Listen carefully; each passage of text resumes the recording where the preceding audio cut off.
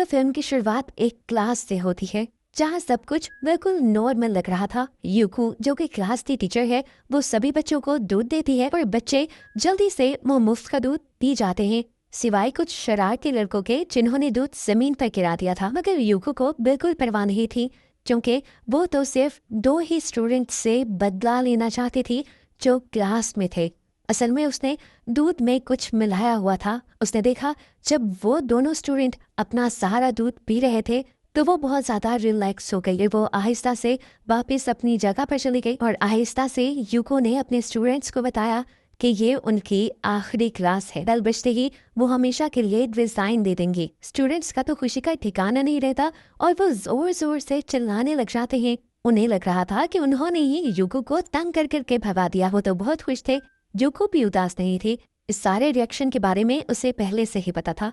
अब वो आगे बढ़कर क्लास का दरवाजा बंद कर देती है ताकि इनका शोर दूसरी क्लासेस को तंग ना करे। लेकिन असल वजह ये नहीं थी दरवाजा बंद करने की। असल वजह थी अब जो वो बच्चों से कहना चाह रही थी वो नहीं चाहती थी कि बाहर का कोई इंसान ये बात सुन ले।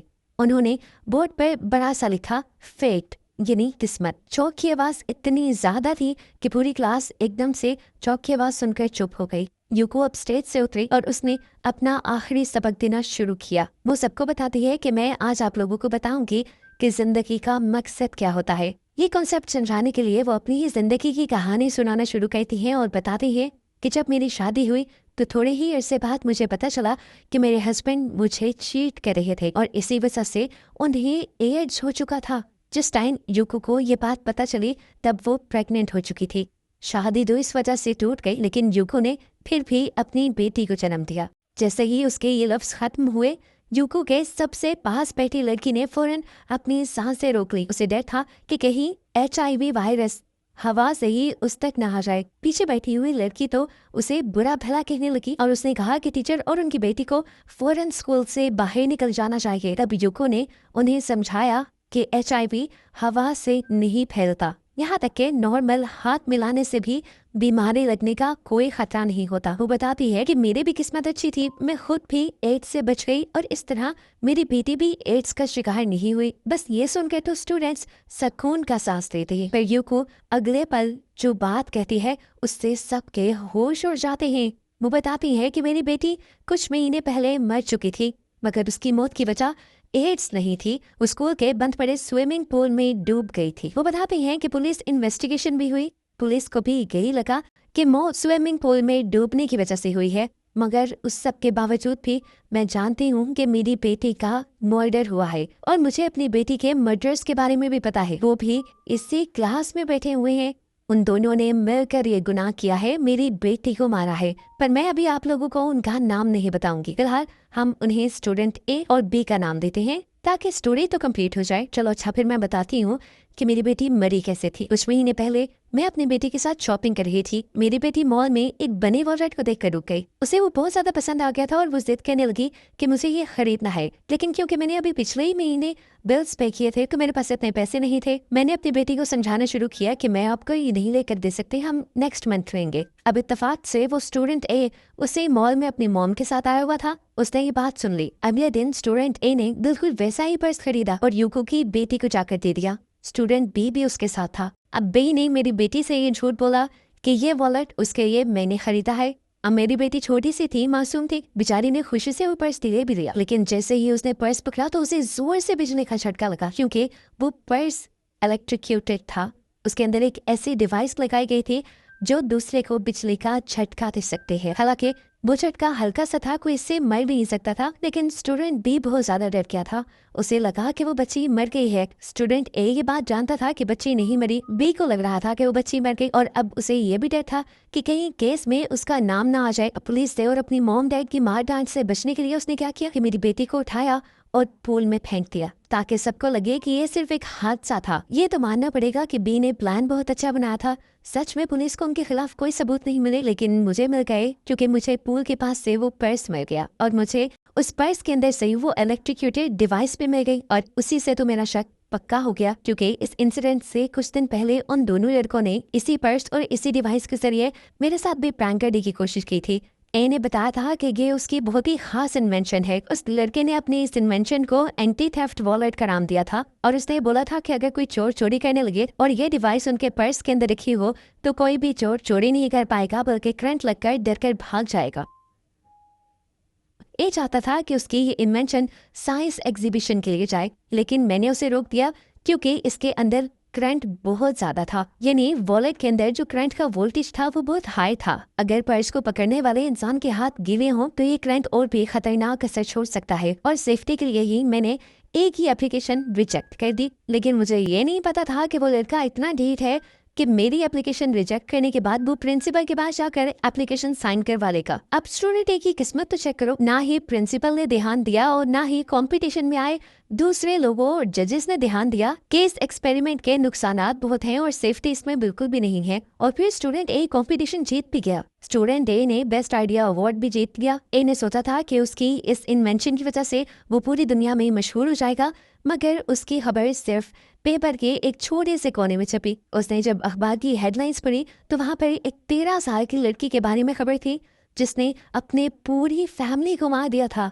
बेसिकली स्टूडेंट ए मशहूर होना चाहता था और इस खबर ने उसके दिमाग को पागल कर दिया। उसने देखा कि जितने भी वो साइंस में मदद कर ले उसे इतनी तरक्की नहीं मिल रही जितनी क्राइम करने वालों को तरक्की मिल रही है। दिमाग में पता नहीं वो क्या खिचड़ी बनाने लगा। पहले तो उसका कोई दोस्त नहीं था, फिर उसने स्टूडेंट बी को अपना दोस्त बना लिया। स्टूडेंट बी क्लास का सबसे अजीब लड़का था, ना पढ़ाई में आगे था, ना लोगों से बातचीत करता था, और सबसे बड़ी बात कि डरपोक भी था। और उस पर भी बड़ी बात ये कि मैंने स्टूडेंट बी को एक दिन वीडियो गेम्स शॉप पर गेम्स खेलते हुए पता लिया था। गेम्स वो खेल रहा था स्कूल बंक करके, इसीलिए मैंने उससे स्विमिंग पूल के आसपास की सफाई करवाई थी। उस दिन के बाद से आज तक स्टूडेंट पी मुझसे नफरत करता था।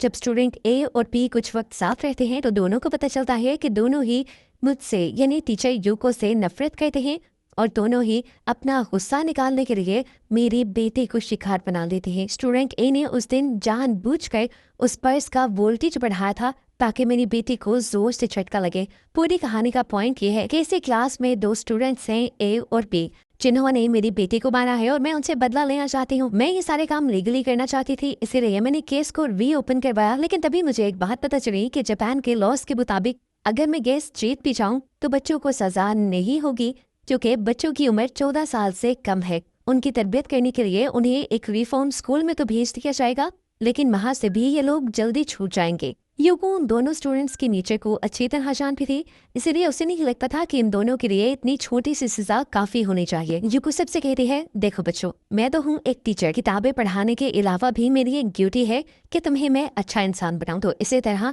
इन्हें भी अच्छा इंसान बनाने का और सबक सिखाने का फिर बेड़ा मैंने खुद ही उठा लिया। इसीलिए मैंने कुछ नया प्लान किया। अपने हस्बैंड का HIV वाला ब्लड लेकर उन दोनों बच्चों के दूध में डाल दिया और मैंने देखा है कि उन दोनों बच्चों ने दूध का आखिरी कतरा तक पिया है। अब जल्द ही ये दोनों HIV का शिकार हो जाएंगे और इन्हें एड्स हो जाएगा। पूरी क्लास समझ गई थी कि मिस यू को किसकी बात कर रही थी। क्लास में इन्वेंशन करने वाला एक ही बच्चा था और उसका दोस्त भी सबको पता था। मैडम यू को अभी भी उनका नाम नहीं लेती और कहती हैं कि वो दोनों बच्चे याद से 3 महीने बाद अपना ब्लड टेस्ट करवा लेना। HIV वायरस को मैच्योर होने के लिए 2 से 12 महीने लगते हैं। तब तक उनके पास अपनी बुरी हरकतों को सोचने के लिए और उन बुरे कामों पर माफी मांगने के लिए बहुत वक्त होगा। यूको ये बात कहती ही है कि बेल बज जाती है और यूको की आखिरी क्लास खत्म हो जाती है। क्लास खत्म हो गई थी, लेकिन यूको के बदले की तो शुरुआत अब हुई थी। नया सेमेस्टर भी कुछ ही दिन बाद शुरू हो जाता है। क्लास में एक नया टीचर आ जाते हैं। ये टीचर बहुत ही ज्यादा यंग था, पर यूको से उलट वो जल्द ही बच्चों के साथ घुल मिल जाता है। टीचर नोटिस कहता है कि स्कूल में सभी बच्चे रेगुलर आ रहे थे, सबका बिहेवियर भी नॉर्मल था, लेकिन एक बच्चा कॉन्टिन्यूस छुट्टियों पर था। बच्चे बताते हैं कि उसका नाम नाओकी है और वो बहुत ज्यादा स्ट्रेस में है, इसी वजह से वो स्कूल नहीं आता। टीचर को ये चीज काफी अजीब लगती है और वो बच्चों को समझाते हैं कि हमें अपने साथियों का हर तरह से ध्यान रखना चाहिए। इसीलिए वो सब बच्चों से प्रेयर के नोट लिखवाते हैं और नाओकी के घर चले जाते हैं। इन्होंने ये काम एक मर्तबा नहीं किया था। टीचर और क्लास के मॉनिटर अब हर हफ्ते नाओकी के घर जाने लगे थे ताकि उसके अंदर भी हौसला आए और वो स्कूल वापस आने लग जाए। हर मर्तबा वो नाओकी से मिलने की कोशिश करते थे, पर नाओकी की मॉम कुछ न कुछ कहकर उन्हें टाल देती थी। ना ही वो नाओकी को इनसे मिलने देती थी और ना ही खुद कुछ बताती थी कि उसके साथ क्या हुआ है। हम देखते हैं कि यूको की आखिरी क्लास के बाद वो बिल्कुल बदल चुका था।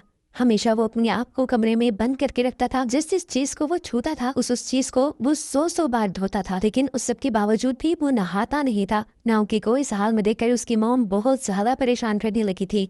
उनसे अपना ये गंदा बेटा नहीं देखा जा रहा था, इसलिए एक दिन वो नाओकी को नींद की गोलियां दे देती है और उसके सोते ही वो उसके बाल काटती है, नाखून काटती है और उसे अच्छी तरह नहलाकर साफ सुथरे कपड़े पहना देती है। जैसे ही नाओकी नींद से उठता है तो जोर जोर से चिल्लाने लग जाता है। उसकी जिस्म की बदबू गायब हो चुकी थी, उसके बाल ठीक से कटे हुए थे, उसका कमरा बहुत ज्यादा साफ था। वो अब पागल होने लगा था। वो जोर जोर से चिल्लाता है, अपने कमरे की चीजें तोड़ देता है और नाओकी की मॉम को समझ नहीं आता कि वो ऐसा क्यों कर रहा है। अब नाओकी की मॉम को लगने लगा था कि जब जब उसके स्कूल से कोई भी टीचर या बच्चा घर आता है तब तब नाओकी के गुस्से के अटैक्स और भी ज्यादा बढ़ जाते हैं। इसीलिए वो टीचर और हर स्टूडेंट को अपने घर आने से मना कर देती है। लेकिन इस सब के बावजूद भी नाओकी की मॉम को जानना था कि आखिर वो इन नोट्स से इतना डरता क्यों है। वो सारे नोट्स को अपने सामने रखते हैं और ये देखकर हैरान हो जाते हैं कि सभी नोट्स के पहले पहले वर्ड्स को मिलाने पर ये बनता था द मर्डरर डाई, कि कातिल मर जाए। ये सब क्या था? नाओकी की मॉम को जब कुछ भी समझ नहीं आता तो वो भागकर अपने बेटे के पास जाती है सच्चाई जानने के लिए। नाओकी इस मरतबा अपनी मॉम से कुछ नहीं छुपाता और यूको की बेटी के मर्डर का सारा वाकया उसे बता देता है। वो ये भी कन्फेस करता है कि जैसे ही मैंने यूको की बेटी को उठाया था पूल में फेंकने के लिए तभी उसे होश आ गया था। मुझे भी ये बात पता चल गई थी कि वो जिंदा है, पर मुझे डर था कि वो लड़की मेरे बारे में सबको बता देगी, इसीलिए मैंने उसे पूल में फेंक दिया और उस लड़की का मर्डर मैंने ही किया है। मुझे लगता था कि अगर मैं ऐसा नहीं करूंगा तो मेरा एक दोस्त भी मुझे डरपोक समझेगा। मैं सिर्फ अपने आप को कूल दिखाना चाहता था और इसीलिए मैंने सब किया। उसकी मॉम सच्चाई सुनकर इस तरह हो गई थी जैसे आसमान उनके सर पर टूट गया हो। वो डर कर जमीन पर ही गिर जाती हैं। उन्हें इस बात का यकीन नहीं आ रहा था कि उनका बेटा जो अभी तक 12 साल का नहीं हुआ था वो एक मर्डरर था, एक किलर था, खूनी था। नाओकी उसे अपनी सिचुएशन समझाने की कोशिश भी करता है पर मॉम उसे छोड़कर चली जाती हैं। कुछ दिन तो ऐसे ही स्ट्रेस में गुजरते हैं, जिसके बाद वो फैसला कर लेती हैं कि वो अपने साथ साथ अपने इस बेटे को भी मार देंगी जो इस सोसाइटी में बुराई फैला रहा है। वो अपने हस्बैंड के लिए एक नोट लिखती हैं, जिसके बाद वो चाकू के अपने बेटे के कमरे में चले जाते हैं। रूटीन के मुताबिक अपने बेटे को गले लगाकर वो प्यार भरी बातें करते हैं और फिर चुपके से उसके चेस्ट के अंदर अपना चाकू स्टैब कर देती है। लेकिन ये चाकू पूरी तरह उसके चेस्ट के अंदर नहीं गया था। नाओकी को ये देखकर गुस्सा आ गया कि उसे की मॉम उसे मारना चाहती थी। उससे से वो पागल होने लगा और उसने वही चाकू अपनी बॉडी से निकालकर अपनी माँ के ऊपर ही हमला कर दिया, यहाँ तक कि उसकी मॉम मर गई। इस गुस्से वाले अटैक के बाद जैसे ही नाओकी को होश आया तो ये देखकर वो और भी ज्यादा अपसेट हो गया कि उसने अब अपनी मॉम का ही मर्डर कर दिया था। वो एक नहीं बल्कि दो लोगों को मारने के गिल्ट में आ चुका था। दूसरी तरफ वेटनाबे जिसने एंटी थेफ्ट वॉलेट बनाया था वो भी मुश्किल में था क्योंकि वेटनाबे पर HIV होने का शक था। क्लास वाले हमेशा उसे तंग करते रहते थे, लेकिन इस सब के बावजूद वेटनाबे उनसे कोई बदतमीजी नहीं करता था। एक दिन जब वो इन सारी चीजों से तंग आ गया तो गुस्से में आकर उसने अपनी एक फिंगर काटी और उसमें से निकलने वाले ब्लड को दिखाकर वो दूसरे बच्चों को डराने लगा कि अगर तुमने अब मुझे तंग किया तो मैं ये ब्लड तुम्हें लगा दूंगा और तुम्हें भी HIV से इन्फेक्टेड कर दूंगा। ये देखते हुए मुनीटर भी वेटनाबे का साथ देती है तो बच्चे मुनीटर को भी बुली करने लग जाते हैं और जबरदस्ती वेटनाबे के साथ उसकी किस करवाते हैं ताकि वो इन्फेक्टेड हो जाए। आज तो मुनीटर भी परेशान हो गई थी, लेकिन जब वो घर जाने लगी तो रास्ते में उसे वेटनाबे ने रोक लिया। वो उसे अपनी HIV रिपोर्ट दिखाता है जो कि नेगेटिव थी। वो बताता है कि मुझे एड्स नहीं हुआ था, इसलिए तुम भी बेफिक्र रहो, तुम्हें भी कुछ नहीं होगा। इन दोनों के दरमियान में यहाँ पर बातें होने लग जाती हैं और मुनीटर वेटनाबे से पूछ लेती है कि आखिर तुमने वो सब क्यों किया था। वेटनाबे अपनी कहानी शुरू करता है और बताता है कि मेरी मॉम एक बहुत ही बड़ी साइंटिस्ट थी, लेकिन उन्होंने जिस आदमी से यानी मेरे डैड से शादी की उनका IQ बहुत ही ज्यादा कम था। वो अपनी रिसर्च की बातें मेरे डैड से नहीं कर पाती थी और फिर इसी सब के दौरान मैं भी पैदा हो गया और मेरी वजह से मेरी मॉम को अपनी सारी रिसर्च छोड़नी पड़ी। जैसे जैसे मैं बड़ा होता रहा मॉम को रिग्रेट होने लगा अपने फैसले पर, क्योंकि उन्हें मैं एक बहुत ही एवरेज बच्चा लगता था और वो इस हकीकत को एक्सेप्ट नहीं कर पा रही थी कि एक इतनी बड़ी साइंटिस्ट के पास एक एवरेज नॉर्मल जहनियत का बच्चा कैसे पैदा हो सकता है। इसी वजह से मेरी मॉम को मुझसे ही नफरत होने लगी। उन्हें यह भी लगने लगा कि मुझे पैदा कर कर उन्होंने अपना सारा करियर छोड़ दिया है जिसकी उनको जरूरत भी नहीं थी। ऐसे ही नेगेटिव सोचों की वजह से वो अक्सर मुझे मारा पीटा करती थी और मेरे डैड को काफी अरसे तक तो इस चीज का पता भी नहीं था। जैसे ही मेरे डैड को इन चीजों के बारे में पता चला तो उन्होंने फौरन ही मेरी मॉम को डाइवोर्स दे दी। मॉम ने भी एलिमनी के पैसे लिए और दोबारा से अपनी रिसर्च स्टार्ट कर दी और उन्हें ये याद भी नहीं रहा कि उनका कोई बेटा भी है। हालांकि मैं अपनी मॉम से बहुत ज्यादा प्यार करता था। मेरी हमेशा से एक ख्वाहिश थी कि मेरी मॉम मुझसे मिले, और इस ख्वाहिश में मैं इतना ज्यादा पागल हो गया कि वो सब काम करने लगा जो मेरी मॉम को पसंद थे। मैंने नई नई इन्वेंशन की और उस वेबसाइट पर मैं अपलोड करने लगा जिस वेबसाइट पर मेरी मॉम भी काम करती थी। मुझे उम्मीद थी कि कभी मेरी मॉम मुझे नोटिस करेंगे, पर ऐसा भी कभी नहीं हुआ। एक और अजीब बात मोमुलेटर को ये बताता है कि जिस दिन मुझे पता चला कि मैंने HIV वाला दूध पिया है, मैं उस दिन भी नहीं रोया। मैं तो उल्टा खुश था। मैं बाथरूम में जाकर पागलों की तरह हंसा, क्योंकि मुझे लगता था कि जब मैं बीमार हो जाऊंगा तब मेरी मॉम एक मरतबा में इसे मिलने आएंगी। मैंने 3 महीने पूरे होते ये टेस्ट करवाया, लेकिन टेस्ट की रिपोर्ट नेगेटिव निकली। अब मेरे दिल में दोबारा हुआ कि अपनी मॉम से मिलने के लिए मुझे खुद ही ट्राई करना होगा। पहले मेरी पोस्ट पर 0 व्यूज आते थे, लेकिन मैंने एक नया तरीका अपनाया और अपनी इन्हीं इन्वेंशन से जानवरों को टॉर्चर किया, ये दिखाने के लिए कि मेरी इन्वेंशन से चोरों को टॉर्चर भी किया जा सकता है। लोगों को मेरा मकसद तो नहीं नजर आया, लेकिन जानवरों को टॉर्चर करना नजर आ गया और उन्हें ये चीज अच्छी भी लगने लगी।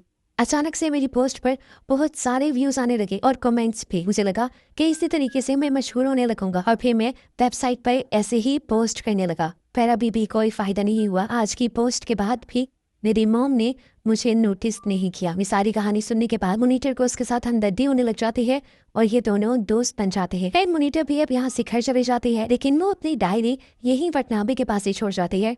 वटनाबे जैसे ही उसकी डायरी पढ़ता है तो शॉक में चला जाता है, ये जानने के बाद कि मोनीटर असल में टीचर यूको से मिली हुई थी।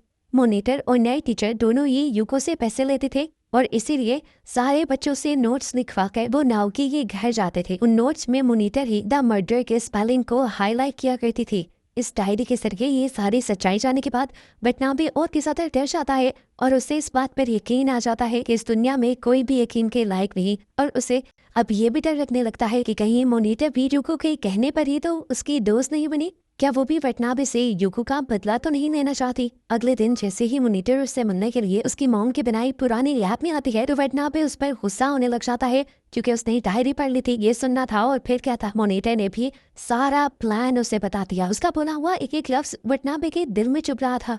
ऐसा भी कैसे हो सकता था कि दुनिया में कोई भी नहीं जो उससे प्यार करे। उसे अब मोनीटर पर इतना ज्यादा गुस्सा आ जाता है कि वो एक बड़ी सी नाइफ उठाता है और बेदर्दी से अपनी मोनीटर को मार देता है, और फिर इसी नाइफ को बार बार इस्तेमाल करता है उसके जिस्म के टुकड़े टुकड़े करने के लिए। और इस सब की भी वो वीडियो बनाता है, जिसके बाद वो अपनी मोनीटर के सारे बॉडी पार्ट्स फ्रीजर में फ्रीज कर देता है। और अब के बाद जब जब वो फ्रिज खोलता था तो मरी हुई अपनी मोनीटर को बहुत ही अदब से हाय कहता था। इस टाइम तक तो उसे इस चीज का डर ही नहीं था कि उसने दूसरी लड़की का भी मर्डर कर दिया है, क्योंकि उसे पता था कि जापानीज लॉ के मुताबिक इस उम्र में उसे कोई भी सजा नहीं मिलेगी। इसलिए अब अपनी वो एक वीडियो बनाता है और उस वीडियो में सब कुछ बता देता है जो उसने किया था। साथ ही वो ये भी बताता है कि उसने अब एक बॉम्ब बनाया है, जिस बॉम्ब को वो अगले दिन स्कूल में एनुअल डे पर इंस्टॉल करेगा। वो जानता है कि उसे एनुअल डे पर पोजीशन मिलेगी और पोजीशन के मिलते ही वो इस बॉम्ब को एक्सप्लोड कर देगा।